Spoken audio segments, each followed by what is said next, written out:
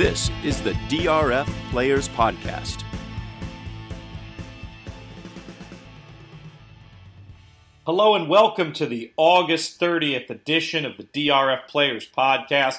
I'm your host, Peter Thomas Fornatal, back with you and joined by the usual crew we have from the DRF offices in New York, at DRF Formulator himself, Mike Hogan. Mike, what's up? Just excited to talk today. I think we got a lot of stuff to talk about. I know, you wanted an emergency pod. You requested an emergency Monday pod.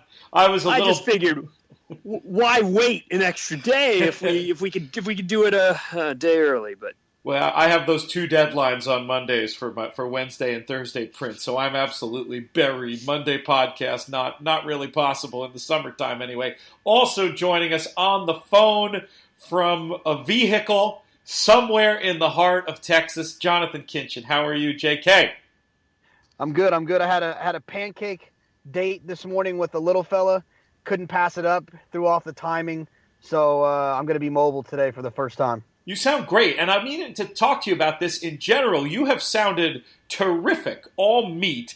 Whereas, you had the robot voice going for, a couple of months there even. What changed to maybe there's some other podcasters out there listening, looking to improve the quality of their audio? I feel like you made some subtle adjustment that really improved your broadcasting by 5 lengths on the tech side alone.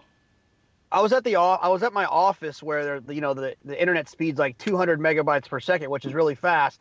But apparently there's it drops every now and then for just like a second. When you're doing normal internet stuff, you would never notice that, but when you're doing a podcast, it's a problem. So now I just stay at home and record it and then go to the office. Well, hopefully we're not going to get you in trouble with our friend Robert Chow on that, but we appreciate you making the time to be here and can't wait to dive in and talk about these races. We have some non-Travers related stuff to yap about. A couple of good questions came in. I want to talk about some new innovations on the DRF tournament site. But let's put a pin in that, and let's dive right in to the freakish performance we saw on Saturday. I know the track was fast, but this horse, Arrogate, looked to run an absolute hole in the wind. Let's start out with you, JK, your general thoughts on the Travers, and we'll kick this football around for a little bit.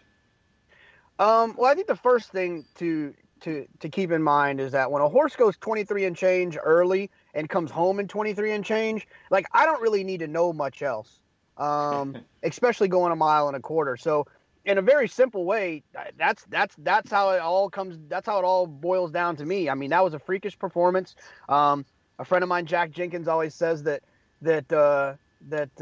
track supers break track records, and I don't disagree with that. But at the same time, when a horse does what he did on Saturday, I think that the horse deserves a lot of credit, and it's probably going to be one of the most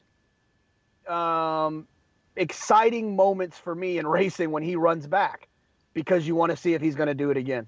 It sounds like he might not run back until the Breeders' Cup Classic. Mike Hogan, what do you think about the 122 Beyer speed figure earned by Arrogate and the Travers? Is that something we're thinking is legit? So I had an idea, and I wish I had the time to do it upright, but I wanted to do this big lead-in, 30-second, 45-second, lead-in with trumpets and race calls. He's moving like a tremendous machine, and this is unbelievable. And this segment called Greatest Horse Ever, and every week we run the thing, and it was today's greatest horse ever is Arrogate, because that's, we went from this horse was beating up on 2 foes and an allowance optional claimer at Del Mar to runs the fastest race on a Beyer speed figure standpoint over a mile since Commentator in St. Liam in the 2005 Whitney, based on the 122 Beyer. You've got a horse that now has stamped himself as a possible 3-year-old male champion. You've got him stamped himself as one of the top 2 or 3 contenders for the Breeders' Cup Classic. I mean, wow. And, it's like Jonathan said, I want to see him do it again. But who knows what we've got here, right? I love that response, Mike. Though you didn't get to the specifics of the Colonel in the question. Maybe that's, I don't know if that's because you don't want to question the buyer speed figure team or what. But looking at the map, the number looked right to me. I was just curious if you'd looked at it, if you'd had any thoughts either in agreement or to the contrary. Well, yeah, I mean, look, he broke the track record, and it's not like he clunked home. I mean, he went faster in the final quarter mile than he did in his third quarter or his fourth quarter mile. I mean, he was nearly a second faster in his final quarter than he was in the previous quarter. I mean, this is a horse that we talk about turn of foot on dirt and how it's an optical illusion and they don't usually accelerate. He accelerated. Regardless of whether or not the track was a little souped up, regardless of whether or not it was the great. I mean, look, it's the track record now at 10 furlongs on the dirt at Saratoga. Whether it's the greatest performance in 10 furlongs in the dirt at Saratoga is another story entirely. But you can't dispute the fact that this horse, when he should have been tiring, sped up. I mean, his final quarter was 2 seconds faster than the next fastest final quarter of anybody in the race, and that was American Freedom and Gunrunner.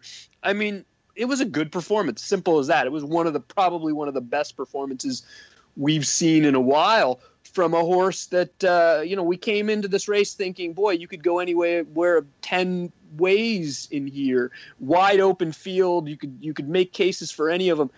After the race, it's very clear who the best horse in the race was. It sure looked that way. I was out last night at Hamlet and Ghost, this new cocktail bar in Saratoga, which I'm a huge fan of, actually. We did a quick little Brooklyn Spirits impromptu signing and had a lot of fun. And one of the folks who showed up, who I didn't expect to see but was thrilled to see, is ex-DRFer Dave Litvin. And he sort of gave a thought experiment of looking decades even into the future and saying we'd probably be still seeing the Arrogate, the track record right there in the pages of daily racing form, and thinking that it was going to be an awful long time before somebody runs that time on that track again. Jonathan, what do you think of that notion? Is this a track record that's going to endure for a long time? Well, yeah, I mean, look, I don't mind saying this. I know that a lot of the stuff that the Matisse brothers do, they try to keep private, but I will tell you this. Paul said that this is the fastest figure he's ever given a 2-turn horse since he's been doing figures. So whoa. Did he tell you what it was? He works on the buyer scale. Did he give you his number? I think it was pretty close. It might have, maybe it was a 124. I'd have to double check, but gotcha. He actually tweeted something out about that because he made the comment about how Christo ran back on Friday in one of the it was a split division of the Brubaker, and I think ran 6th or 7th and regressed hugely. I think the buyer figure regression, or the difference between Christo's race after Arrogate beat him in the optional claimer and Arrogate's race next out, it was like 52-point difference between the two. He tweeted, Paul tweeted something similar. Why don't I pull that up while you're talking? Yeah, take a look. Paul was kind enough to join us on the seminar we did at Ciro's the other day. What were you saying, Jonathan? One of the things that I would keep in mind was I saw that comparison. I mean, I saw that he mentioned that as well. Here's the deal, and this is what I've said this before, and he might not be the greatest horse in the world to use as an example, but a horse like Game On Dude, he was at his best when he was on the front end and he was winging. He would not win races when he sat off the pace and they went 48 and change, when you would think that if you give a speed horse kind of an easier pace to run into or an easier pace to set, that he would do better. And I think that's kind of what we learned a little bit about Arrogate. He's not going to be the type of horse that if you rate him, he's going to outfinish a lot of these kind of quicker, smaller horses. He's a big horse. When you let him run on and he runs 1.25 miles, then he's capable of running performances like this. And comparing what he did at Del Mar in a 3-horse allowance field where Baffert admittedly said we were just going to toy around with him a little bit because we knew he was going to win. We were going to just take him off the pace. You know, it's not the same thing to me. Yeah, it's kind of like comparing apples and oranges. I doubt Paul meant it. I doubt Paul meant it as a criticism, just as an odd little tidbit. I'm going to take a guess. What was the exact tweet? So it was 124 is what Paul gave him. So I mean, even if you question the buyer team, Paul's even more bullish on the effort. And I think I saw something about Dave Grenning tweeted out that it was a 123. I don't know if that was the original number and the buyer team adjusted it down a point, or if Dave just had it wrong originally. But yeah, Paul's tweet was racing is easy. Arrogate beats Cristo by a length and a half. 3 weeks later, 50-point and 35-length difference. So it's pretty funny. It is. There are a lot of vagaries in making figures, and that's why I always prefer the approach when it's possible to deal with the sort of real-time data on the day as opposed to making comparisons to what happened in previous times, which you have to do when you're projecting figures. Sometimes you can't avoid it, but it's always nice when you hear two ace figure makers lining up like that. You have a pretty good idea, and it also just passes the sniff test. You have a pretty good idea that the number is what the number is. Now I'll ask the question that always annoys me when people ask me, because I hate handicapping races that are 12 weeks away that we don't have any past performances for and don't even really know who's going to show up. So I'll just ask it in a very vague way, and we'll start with you, Mike Hogan. From here, this far out, is your inclination to be betting on or betting against Arrogate when he runs back in the Breeders' Cup Classic? Well, it all comes down to the price, right? What kind of price do you expect him to be, I think, is the first question that I got to ask myself. And I'm figuring against Frosted, against California Chrome, assuming everybody goes, against possibly even FNX and maybe Beholder, who knows? They're still on the fence. I think it's probably unlikely, but you never know. I'm guessing he's third choice, maybe vying with Frosted for second choice. 4-1 ish. Does that sound about right for Arrogate in the Classic? Doesn't sound crazy. Maybe a little high. Just more. I thought high, and I think that it's a tricky question because it depends what happens with Frosted. If he wins by 6 this weekend and runs a high triple-digit buyer, then he'll take some money. If he happens to get beat, then that's going to make Arrogate's price go down significantly. I think it's probably safe to say that California Chrome will be the favorite, especially after he wins the Awesome again by 12 and whatever. And so I mean, look at 3-1, 4-1, whatever the price he's likely to be. He's a good horse, but he's giving away so much seasoning. It's one thing to do what he did in the Travers against, let's face it, maybe not the toughest of 3-year-olds. It's another thing to do it against California Chrome, who I liked as a 3-year-old. He's done nothing but get much better and stronger and faster since his Derby. I think he's at the top of his game at a short price, which Arrogate looks to be. Look, he could be anything, but he's going to have to duplicate it or come very close to beat California Chrome in the Classic. Now, I'm enough of a speed figure guy. We'll get to you in a second, Jonathan, but I just wanted to interject this idea because I think it follows perfectly what Mike's saying, that I'm enough of a speed figure guy that when they win like that against a full field on a day where we have some good data to make numbers, that I don't care what he beat. Like, I just think the performance is what the performance was. I'm not saying I'm wholeheartedly going to be throwing all my eggs in the Arrogate basket, but I really don't have any reason to not take that race at face value. What were you going to say, JK? Yeah. Well, a couple. I mean, but does he really have to run the same performance to beat California Chrome? Because the pace figure doesn't say that he. I mean, I'm sorry. The speed figure doesn't say that he has to. The speed figure says he can regress 8 to 10 points and still beat the horse. So my point is that he could still. I mean, I don't think he's got to necessarily get better. But the other part is kind of to Pete's point and to your point about who did he beat. When horses wire fields, I don't really care who they beat because they're racing themselves. And the clock tells the story, right? If they're passing horses and like, okay, well, who did Exaggerator close and beat? That's different to me, rather than being on the front end and wiring a field and burying a field and extending by 12. I think they're racing against the clock and themselves in those situations. Note to self: we should get Randy Moss and we should maybe back channel some communication to the pace figure team. I think the racing yourself point is right. If you're looking at it in a pace figure world, what do you think, Mike? Yeah, I mean, It's true, and I pulled up the Moss. I think it was a +6 or 7 for the first part of the race. Where can you get that info? Is that available, or is that some special trickery you have? No. It's very easy. Here's what you do. You guys want to see what the Moss figures were for any race, okay? Turn on Moss figures and Formulator. Okay. We're Tuesday, okay? Go back to the Saturday card at Saratoga. It's going to say, do you want to download again? If you've already accessed it, you don't get charged again. Click on it. Go to the Travers. Find Arrogate. Click on the chart for his last race. You'll see all the horses highlighted. Click on Arrogate again. That brings up now his lifetime PPs, which will include the Travers. And if you had Moss Pace figures on, it will include the Moss Pace figures. Gives you that's how I do it. That's cool. Is there a way to see them all? Is there a way to see?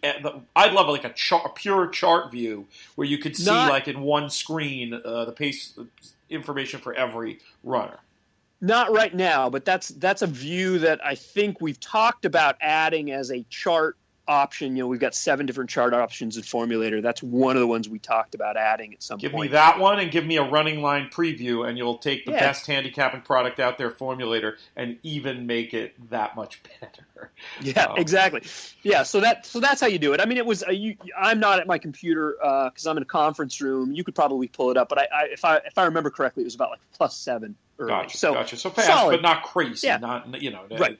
But it's still, I do think that that's an interesting point about how the front runners are in a sense racing against themselves. Here are current prices being offered by certain bookmakers in the UK. Arrogate available right now at 4-1, showing Mike Hogan's line-making prowess. Of course, I do think that the key point was made by Jonathan about what the frosted price is going to change things a little bit there. But it's going to be fun to follow this along. Going to be an interesting clash out at the Great Race Place in just a few weeks' time. Jonathan, any final thoughts on the Travers before we move on and talk about some of the other major issues from Saturday? You guys know my final thought about the Travers. Yeah, I teach you pretty good for that one. I want to hear it because if I think I know where you're going, I want to get into this discussion. He's a one-turn horse. He's not a one-turn horse. All right. Up in a setup. Maybe he's a horse who needs a setup. Maybe he's a horse who prefers a little bit of wet in the ground. But I defy you to look at Exaggerator's unadulterated PP and continue to make this point. But I'm glad you said it. Mike, you go. You take the ball and run with it here. Here's my point. He's the one I want to bet out of this race. Really? Interesting. He is the one I want to bet out of this race. And he's going to be running in the Penn Derby, and I hope it's dry as a bone. Okay? Because everybody thinks he only wants a wet track. Everybody thinks that he's just not that good right now. He ran. I mean, I don't know what Kent was doing early. He let him walk out of the gate. He went early. He went 25. Let's see. His 25.88 for the first quarter. How does that compare to his usual? I'm not that familiar. It is much, much slower. So his Belmont, arguably his worst effort in recent races. His Belmont, he was much closer. He did not walk nearly. I'm pulling it up right now, okay? Early in the Belmont, so the first half in the Travers, he was 49.25, Belmont 49.01, okay? In his Exaggerator's third quarter of the race, okay, was faster than any other quarter that any horse ran, including Arrogate's opening quarter in the race. Okay, think about that for a second. The fastest quarter mile of any horse in the Travers was Exaggerator in the middle of the race. He's a middle mover. He does that. He's done it every race. It's just happened to work out for him. Well, my problem with him is here's my bold prediction. It's not like the player prediction, but it's a little bit different. He will not. The next race he will win will be the Malibu at Santa Anita on opening day. Oh, you are so into this one turn thing. It's amazing. It's amazing. The stick-to-itiveness. Supposedly Lauban, Nyquist, maybe American Freedom, I don't know. Exaggerator, all pointing in the Penn Derby. Okay? I heard Baffert on Vic, American Freedom's going to get a break. Okay, fair enough. That's too bad because it hurts my price on Exaggerator. But even still, I think Exaggerator is absolutely bettable, especially if Lauban goes. I think Guillot knows the only way that horse is going to win is he's on the lead. He's going to be dueling with Nyquist. He might need a setup. Yeah, he might be better on a sloppy trap. I don't think he's only a sloppy horse. I think he gets a setup. I think he's much better than what we saw on Saturday.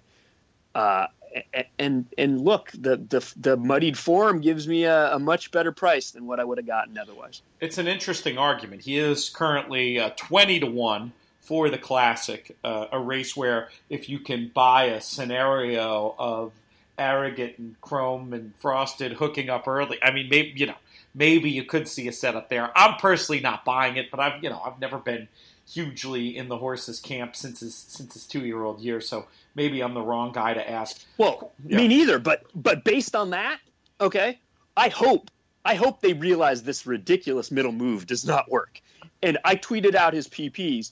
If you look, and I did it by incrementals, and I did it by this horse. So if you look at it, you can go in my Twitter feed, you can pull it up, you can see what Exaggerator's done. Even in his best races, okay, in the Preakness, his first half mile was sub 48, okay? Even in the Santa Anita Derby, where he was way back, he was only 48.06, okay? He doesn't need to walk out of the gate. His two worst races were when he walked out of the gate in plus 49 fractions in the Belmont and then the Travers. And then that's when Kent said, look, I'm going to lose touch if I don't go now. And he put in a ridiculous middle move that didn't work in either case. Right, the Santa Anita Derby and the Preakness were suicidal paces in front of him. So he got sucked along a little bit faster than he probably wanted to. And then when those other horses stopped, he inherited it. Yeah, but that's fair. But the thing is, well, yeah, but he was going based on his time. Okay, he was going a second faster, even with the ridiculous pacer. He was going a second faster than he was in the Travers or in the Belmont. Look, if he'd run his Preakness in the Belmont, he's on the lead. I think that a lot of what happens here is the difference between jockeys being conscious of how fast their horse is going and just the relative position to the field. And in a way, the hot pace has not only helped him, it's helped him probably run more efficiently in a weird way because it's just very hard to run your best when you're on dirt, especially when you're running like these kind of weird reverse races. I think it's pretty much well established that the way to run fastest on dirt is to click off 12s and try to accelerate or go faster than slower. This whole going slower than faster really does only work with a setup. And then with Exaggerator, you have this weird wrinkle of the fast part of the race being the middle part of the race. I would be intrigued to just see what they could do with a little more consciously putting him in the race, quote unquote, just keeping him in touch and trying to run more efficiently. Jonathan, do you think that would help him or hurt him? I would say hurt him. I mean, I just don't see. Like I said, he's got like kind of one run, but it can sometimes be an extended run. But he usually makes that move and gets into contention earlier than you would think a closer does. So I mean, I think the best thing that's going to help him, I think he's going to win the Met Mile next year for fun. So there are no future book prices on the Met Mile. Question for you about Lauban. I don't think we have too much more on Exaggerator. I haven't had a chance to really watch this tape in detail yet. Was this a tactic for him to not go to the lead? Was that a conscious rating job, or was he simply not fast enough to get to the lead? Jonathan. I think it's fast enough. I don't think he was fast enough to get to the lead, but I also think that I've said I like Eric Guillot. He's been responsible for some of the biggest scores of my life, but trying to figure out what they're doing is like trying to, do a Rubik's Cube. I would just, I would steer clear trying to put any sense behind what their tactics might be. I mean, I think Muggs agrees that there's just no way. Not a big fan of Guio. She went by the barn the other day. There was no gumbo. She's upset. Doesn't like to hear the name mentioned. I just don't think he's fast enough, And I mean, I don't see a world in which he's going to ever clear Arrogate or American Freedom or, horses like that. Just, I think that was probably missed the break and they didn't have another choice. There was a story. You go ahead, Mike. I was just going to say, I agree with John, and I don't think he's fast enough unless you've got Aaron Grider aboard and he's trying to do... We'll get there. My final point was just going to be there was a story going around about them thinking about raiding Laoban, which didn't make sense to me, but I thought, greatly... It changed my vision in my brain of how the race was going to be run and did make me... I didn't make any money on it. I'm not redboarding, but it did make me see a scenario, which I didn't see even when we were talking on the pod really on Friday, where those Bafferts on the inside could really get absolute dream trips. I was envisioning this cavalry charge from the outside that was going to maybe make life a little difficult on those horses. That did not happen, and I was just curious to do a little bit more digging as to whether or not that was by design or by happenstance. But all right, you made an allusion to the Flintshire race, Mike. So we'll let you start with what your view of what happened there. For folks who didn't see it, tell the whole story as if you were talking to somebody who has been living on Mars and isn't aware of what you're talking about. All right, the Sword Dancer is a Grade 1 race on the turf, 1.5 miles that Flintshire won last year, and he came into the race, of course, coming off of the Bowling Green, where I maybe, if I were in the starting gate, could have potentially set the early pace, because I think they went the half in 53 seconds, which I can't remember the last race that was above 53 seconds for a half mile. So the Juddmonte team, who owns Flintshire, Chad Brown, they said, look, we don't want that to happen. Flintshire still won the Bowling Green, but it made it a little tough. Let's put a horse in here to assure an early and honest pace. Aaron Grider was aboard the horse named Inordinate, who was owned by and trained by Chad Brown, owned by Juddmonte. And gates open, and first jump, it's kind of disaster. The field breaks, and Inordinate's about 3 lengths behind. But Grider is a professional. He knows his job. He guns the horse up, and right after the first quarter mile clicks on, he's in front, and he did his job. Set an early pace, assured that the front runners were loose, softened up. Flintshire sits last the whole way around, sits around the rail. Grider, good soldier that he is, drifts out a little bit. I'm not sure who was aboard Money Multiplier. Irid Ortiz aboard Money Multiplier, the other Chad Brown horse in the race, also kind of drifts off the rail, shuffles back to second to last, just lets Flintshire go through, runs away and wins easily. Now, there's a lot of controversy here in terms of the use of team tactics supposedly by the Brown Barn. Jonathan, we'll start with you. Do you think anything untoward was going on here? The stewards looked at the incident, basically decided there would be no action, and then came up, I got to read the article, but came up with a very strange sort of proviso for future races. We'll get to that in a little bit, but just on the face of it, was there anything untoward going on here? No, I mean, it's unfortunate how it went down, but, look, Aaron knew what his job was. His job was to ride the horse for arguably one of the top 5 most powerful connections in racing. And I'm not just talking about Chad, but I'm talking about Juddmonte. And his job was to be a rabbit. And when he's down there on the rail and his horse is tiring and he looks in the rearview mirror and he sees the best turf horse in America and arguably the top 3 turf horse in the world wearing the same colors as him, he better get his tail off the rail if he ever wants to ride for those connections again. That's what his job was to do. I don't think that he had any intention of wiping out Roman approval or whatever. He was just getting off the rail like he was supposed to do so that the horse could get through.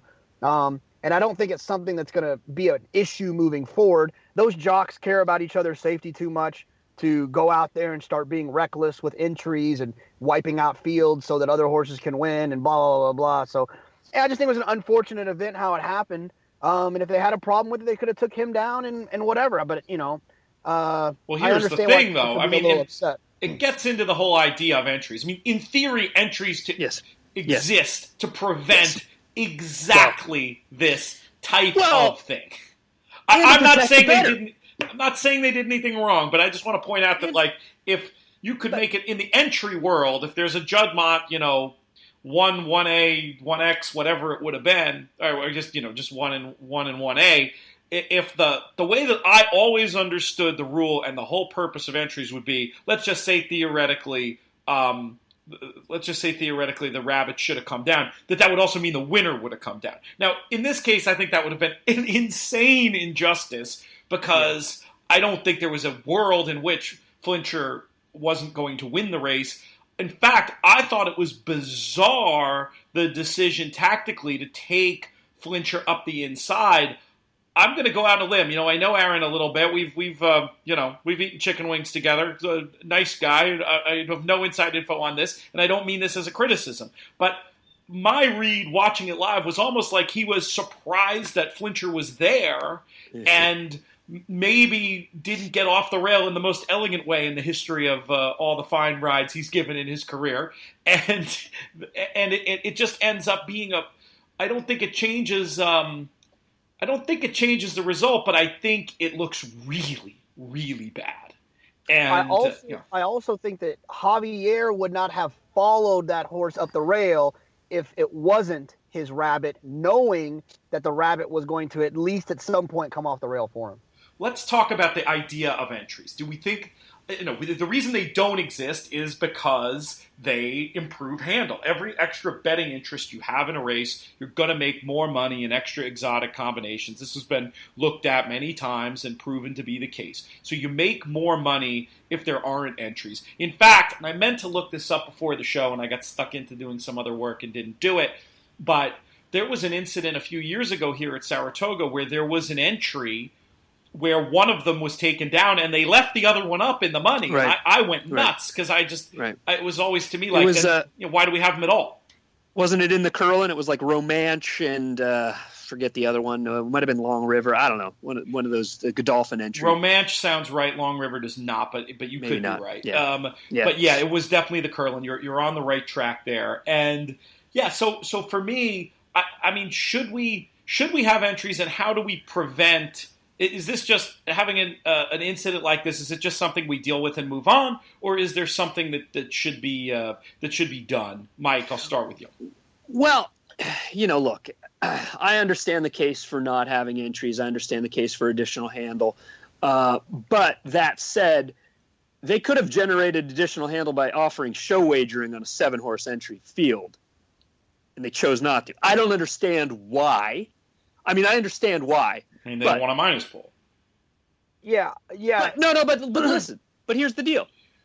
Do they lose money? I understand the minus pool. They don't get as much in the takeout, okay? But right now they're getting 0 because they're not offering the bet. It's a complicated equation, and it's not the conversation I want to have now. Let's talk about entries. That's fine. So here's the idea. Here's my idea. Allow multiple entries, multiple horses to be entered. In a case like this, you are coupling them but not coupling them, okay? Inordinate is running but not as a betting interest and not as a purse money interest, okay? Inordinate's job was to do one thing and one thing only. Inordinate's job was never to potentially be in a position where you could win the race. Okay, and there was over $1 million bet in the mutual pool. I don't know how that breaks down in win, place, and show. He was 51-1, Okay. I don't know what that breaks down into actual money wager to win, not to mention how much he was bet in the pick six, pick threes, double pools on top of exactas. But you got to think that's a lot of money, even on a 50-1 horse. Okay. With bettors, casual or otherwise, at Saratoga, putting money on a horse that was never intended to win. So you're saying you think that's wrong and that there should be another system behind it? I do. I mean, look, what you and I know, we all follow racing. Those of us listening to this podcast, we follow racing.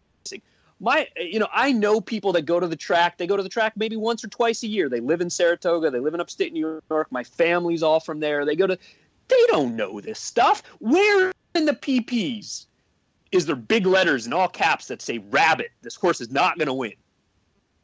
I mean, this seems to be the same attitude the stewards have with this idea that you need to declare a horse a rabbit as if you were putting on blinkers. I mean, for me, I'll be honest. I mean, it's so hard for players in the level of handicapper who are listening to this podcast right now to get and exert any kind of edge. People who are coming for the day out, the couple of dollars that they're – I mean, yeah, you make a great point, Mike, that it adds up. But the couple of dollars that they're spending on the day, I don't think that whatever percent disadvantage they have is that significant. To me, it's a case of the buyer beware. Let the people like us and the folks listening to this show actually read an article once in a while, use a little bit of handicapping logic, and understand that the horse is a rabbit, and let other folks waste their money, and maybe let us get a cent or two of equity. I mean, am I being too much of a wise guy about that, Jonathan?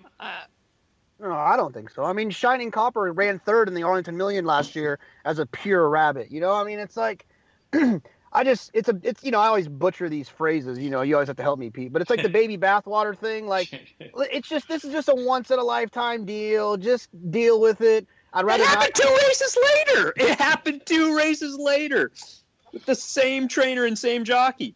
We'll get there. Let Jonathan finish. I'm interested in what the rest whatever. It's not a big deal. Buy more horses if you want to enter a rabbit and you want to take out a field, and then when it starts happening a lot, then we'll deal with it. So you're seeing it as something that's a problem. Just to sum up Jonathan's opinion, you don't disagree that it's a problem. You don't throw the baby out with the bathwater. You think the system now is generating enough money, generating enough of an edge for enough players that it's not worth changing. Is that a good summing up of your opinion, Jonathan? Yeah, I mean, if you can come up with some creative way that's not going to affect the betting public on figuring out a way to work it out, but I just don't think it's really that necessary.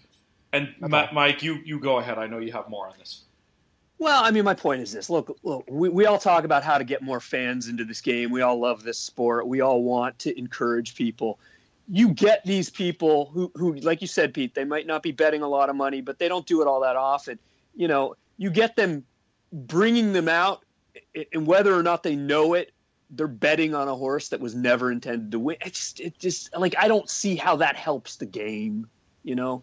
I don't see how. Yeah, but you know what though? But that happens when there's a 20 claimer that is dropping in from a stakes race who's lame and is never intended to win either. You know, but presumably there's a vet there that's hopefully, you know, we had 2 or 3 gate scratches yesterday in one of the races because the horses weren't sound. Hopefully there's somebody on a veterinary side that's protecting the welfare of the horses and protecting those bettors from betting on a lame horse.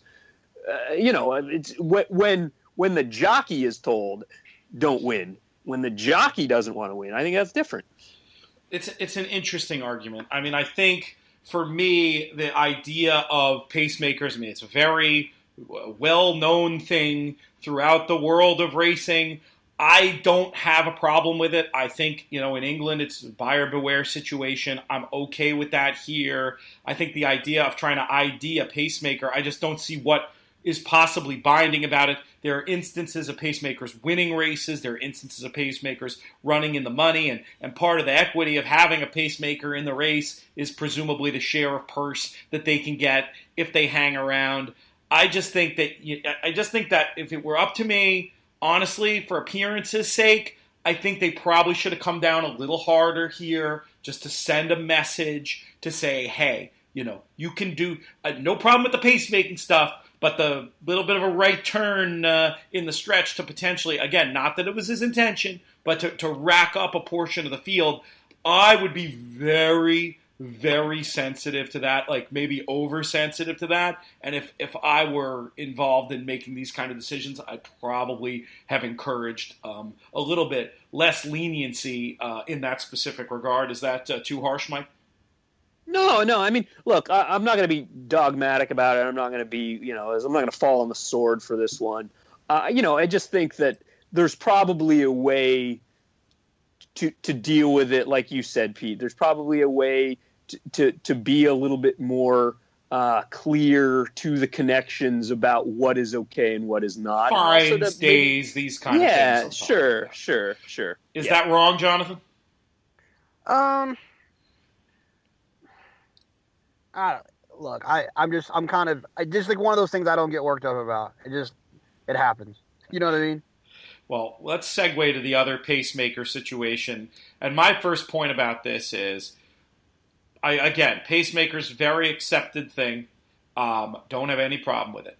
I think if you want to employ pacemakers, the jockeys are going to maybe need a little bit more practice dealing with the type of paces that result. This is my big thought coming out of the Ballston Spa. Full declaration here. This race result cost me an awful lot of money. Jonathan, what was your view of what happened with the return of Lady Eli, one of the great stories of this Travers Day? This is one of those situations we talked, I think, about it, where I think that the way that New York turf races are often run, and if you're not sure what that means, follow our friend Duke Matisse on Twitter. But it's usually a sprint for the final 3 furlongs with no one being very aggressive to go to the front. And what I think happened is that all the jocks in that race were just completely mind-boggled by having an honest pace in front of them with the pace setter. And Lady Eli moved a little bit early. Drayden was lost out there with Miss Temple City, riding at Saratoga probably a handful of times. And a horse that made sense in Strike Charmer got up and got it done. I think Lady Eli had nothing to be embarrassed about.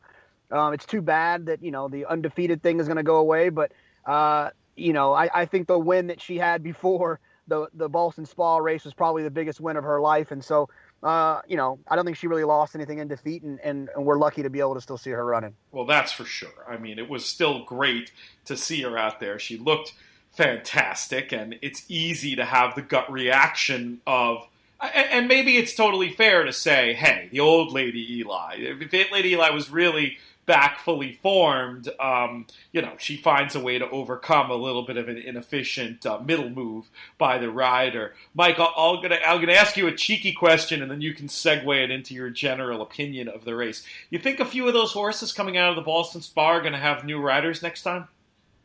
I don't know. Look, I'm not going to jockey bash on this one, and I think. Sort of to Jonathan's point, I think a lot of times the jockeys are riding within the context of the race, and they don't necessarily have a clock in their head. They're used to 3 lengths behind the pace setter. Well, that often means, 50 flat. If you're talking about a 2-turn race, Naira. Well, if there's a rabbit in the race, 3 lengths off a pace setter might be 47 and change. And so, maybe work a little bit on what that internal clock says rather than how many lengths you are behind the pace setter or the second horse or whatever. But as far as my thought for the race goes, look, Lady Eli was the fairy tale story. You wanted to see her win off of this layoff, off of the laminitis that nearly killed her after the Belmont Oaks. But boy, she ran like a champion. She lost nothing in defeat. She got, from a Beyer speed figure standpoint, the 101 she got for running second there was a career best. And I don't see why she doesn't move forward off of this next out 2 races from now. I'm just glad she's back, and I think she showed she can be one of the top older. We saw her as the top 3-year-old and the top 2-year-old turf filly in the country. I think she could be one of the top older fillies in the country as well. Where do we think she's going next? Has that been stated? Do either of you gentlemen know? Ooh, I don't. Usually I do. You put me on the spot on this. That's all right. We'll take a look. A lot of options out there. My guess would be the Flower Bowl, huh? I mean, at Belmont, it's home track, sets up in time for the. I would imagine they'll run her long in the filly and mare turf at the Breeders' Cup. That'll be the goal with her, I would think, just based off of the fact that she won the 1.25 miles in the Belmont Oaks. So it's not like that would be an issue, especially at a place like Santa Anita on a racetrack that she's won one of her most impressive races. So I would think that's all good points. That'll be super fun to follow. I feel bad. We're going to have to give some short shrift to some Grade 1 races here. We've only got about 15 minutes left. Let's go through and talk about a couple more things from the Travers card before we get to a little bit of tournament talk to round out the show today. Mike Hogan, another performance worth noting that happened on the Travers undercard in one of the Grade 1s or even one of the early races? Well, we can sum up two in one. I mean, I think you had two horses that are going to be legitimate contenders for the Breeders' Cup Sprint. In AP Indian, who is now, with the help of a DQ in one of the races, now 5 for 5 on the year. 107 buyer for him. And Drefong, however you say it, making, just like Arrogate, making his stakes debut in a Grade 1. He ran away from that field, a very good field, got a 103 buyer. You've got an improving 3-year-old, trained by Bob Baffert. I think they're both contenders for the Breeders' Cup, and they were both fantastic on Saturday. I meant to ask you about this. My Twitter, while I was working this morning, I had like 50 tweets or 50 mentions or something. This usually happens when you throw out a poll question, Mike. Did it have to do what was it? And I can't even bother to go back and read, so I'll just say whatever my opinion is on the issue on here. What was the question that started it all this time? Here was the question, and I added on Lord Nelson later because I had neglected to include him. But who's the favorite for the Breeders' Cup Sprint? You had Masochistic, who beat two rivals. I don't need the name. I know the answer is AP Indian, isn't it? Boy, I don't know. I mean, look, if it wasn't at Southern California, and if it was 7 furlongs instead of 6 furlongs, I think you're absolutely right. AP Indian is the clear favorite, but AP Indian seems like he might be a little bit better at 7 furlongs. And against Masochistic, Drefong, and Lord Nelson, 6 furlongs in Southern California, I don't know. You can make a case for any one of the four. Boy, I don't know. But that's why your Twitter was blowing up. Gotcha. I was asking people what they thought. Current UK prices: XY Jet, the actual favorite right now at 5, Drefong at 6, AP Indian and Run Happy listed at 7, Lord Nelson 8, Masochistic 12. In terms of things that are being off, actual prices you could bet on right now if you live in a country with more civilized attitudes about gambling. Jonathan, double question for you. Who's the favorite? You probably answered already in the Twitter feed, but like I said, I haven't looked. Who's your favorite for the Breeders' Cup Sprint right now? AP Indian. You can't win 2 Grade 1s at the Spa the way that he won 2 Grade 1s. And with the figures that he got, and in my opinion, not be the favorite. I mean, Lord Nelson makes sense, the Baffert thing. Yeah, I get it. I don't think it'll be Drefong. And, I mean, that race was impressive, but, AP Indian ran faster on the day, and so what else is there to talk about there? Yeah. Seems silly. And so well, he's a 3-year-old that's improving, I mean, Run Happy I don't know if he got... What was the buyer compared to Private Zone last year? Do you know off the top of your head? I would have to dig for that one. I guess it was similar, but you had a 3-year-old who you could make the case could improve. It's not crazy, but looking at the resumes, and I mean, I think the Brits, are having that. That's probably priced up. I think there's one word to describe it, and it's something we actually need to talk about too on the podcast, and it's the Baffert factor. Suppose we can forever put to bed the idea that he in any way underperforms at the Spa with 3 runners and 3 in the Exacta the other day. Pretty crazy stuff. What do you think, Jonathan? Well, in that past question, I'm pretty sure I got to double check. But I'm pretty sure that Run Happy ran faster than Private Zone did last year. You might be right, but it was only a couple points difference. Right. Yeah. I think Baffert kind of he silenced that thing, and I heard him on Bick yesterday, And he just kind of made the point that he doesn't really like to bring horses there unless he's going to win, which kind of is the converse of what actually happened. But I think he keeps most of the good ones out in California and runs them in the races that they have out there. And but you toss Baffert and Saratoga at your own risk. Well, and anyone who didn't have a very good Travers day unless they bet very carefully. Did you have your silver wig on? Did you have the wig out? Were you dancing Saturday night, Jonathan? The wig was in full effect. Yeah, no, I when Dre Fong won, I was pretty happy that we were able to give that one out. And then I'll admit, I thought American Freedom was more likely than Arrogate, but he has my attention now. Absolutely, Mike. What did you had a follow up? Yeah, I mean, he ran the Jazzy Times had to scratch with a foot issue, so he ran 3 horses in 2 races in graded stakes at Saratoga on Saturday, and he didn't have a horse finish in front of any of them. He literally could not have done any better. He could not have done any better. I mean, I tweeted out, remember that time that Bob Baffert sent 2 horses to the Travers in the exact that paid $134? Unbelievable. Two things about that. One is I've listened. We all are Vic listeners. I've heard Baffert on Vic a lot. I've never heard Baffert so subtly confident in how well Jazzy Times was going to run. So wherever he shows up next, I would attack that with a little bit of confidence, because he made it seem like if Jazzy Times would have ran, he might have beat Dre Fong, and I thought that was pretty interesting. And the second thing that I wanted to point out was just on we've been talking about my boy Mike Smith. I mean, how about the races that he's run at the Spa, the meet he's had?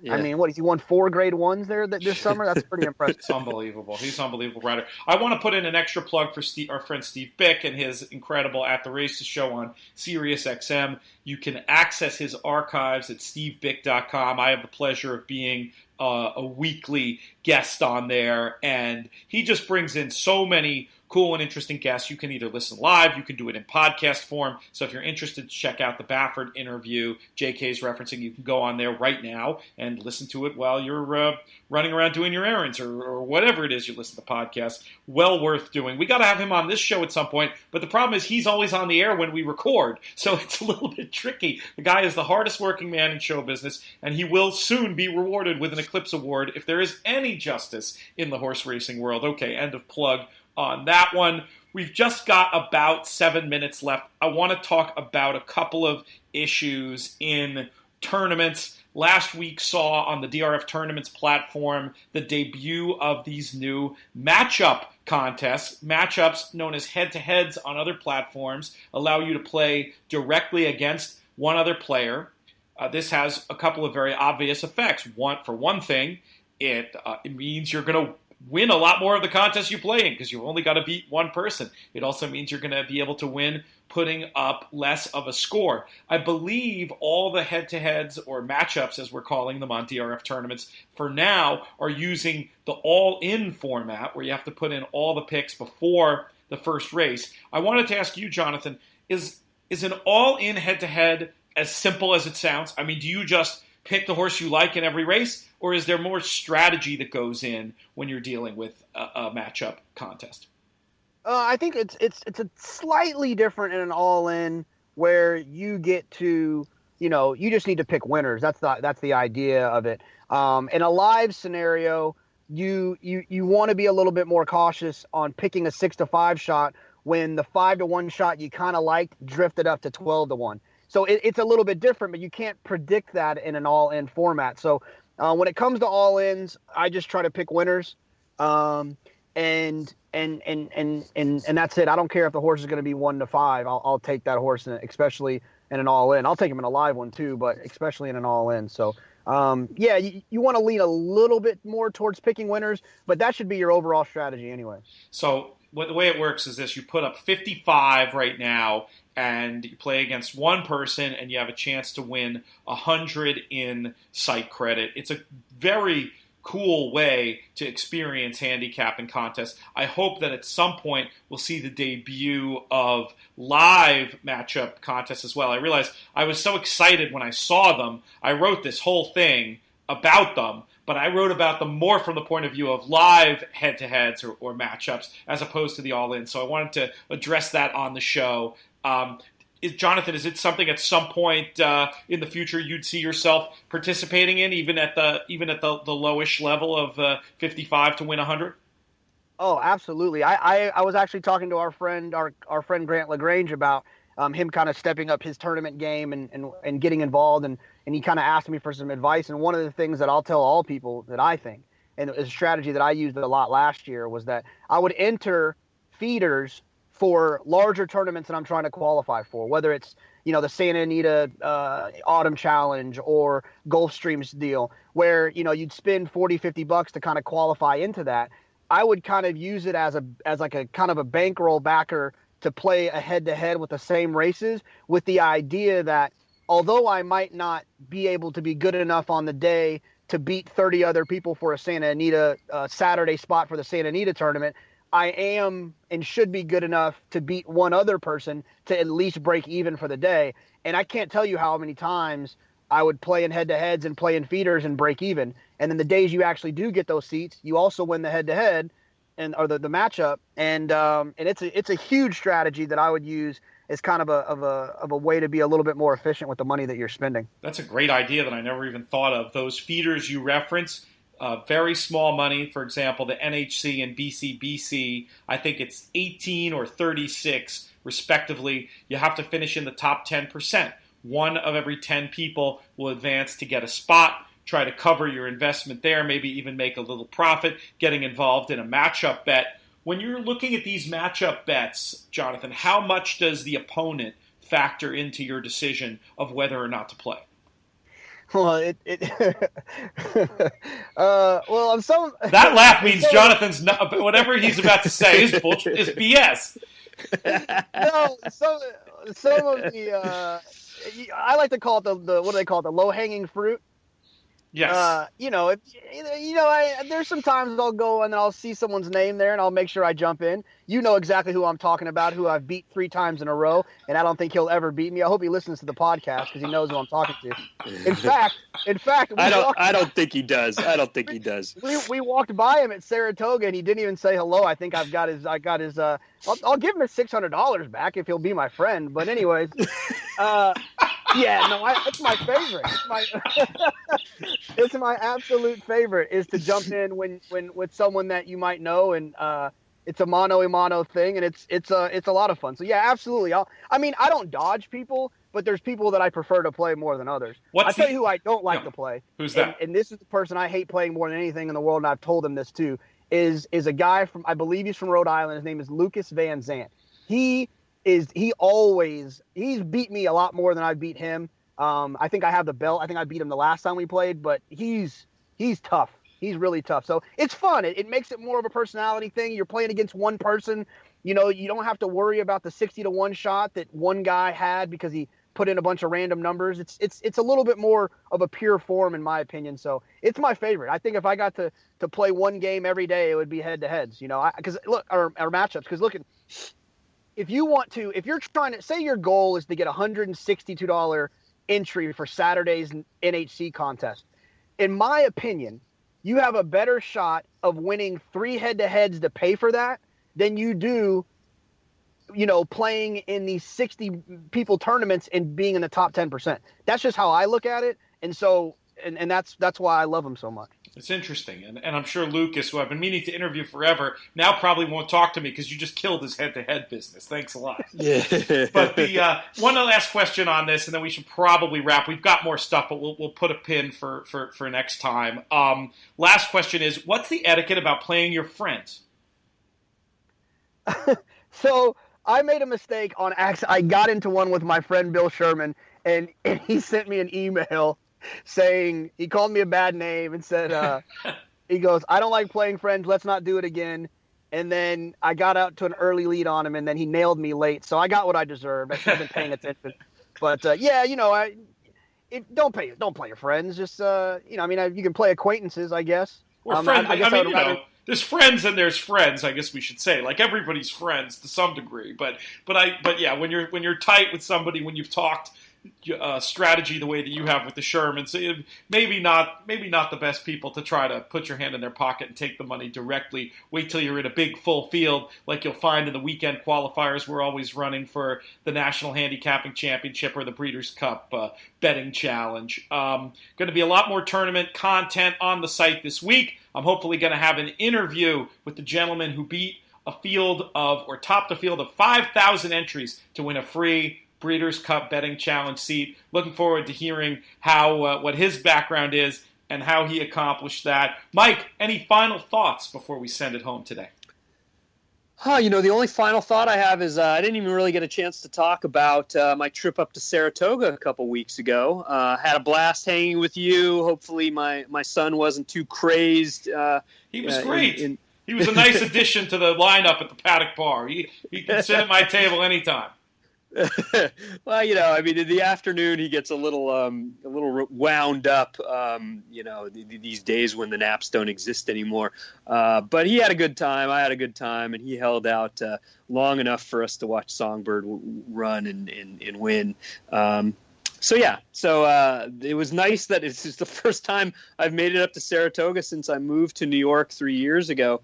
But probably won't make it up before the closing day this week, but there's a good chance next year you'll see me again. Let's make it an annual thing, Mike. It was great having you here. It was great having you as part of the seminar we did at Ciro's. Jonathan, was great having you at the seminar I did at Naira earlier this year. Hoping to get those seminars maybe scheduled even a little more regularly for the coming year. Want to thank everybody who turned out for those. Jonathan, a closing thought for this post-Travers show that flew by?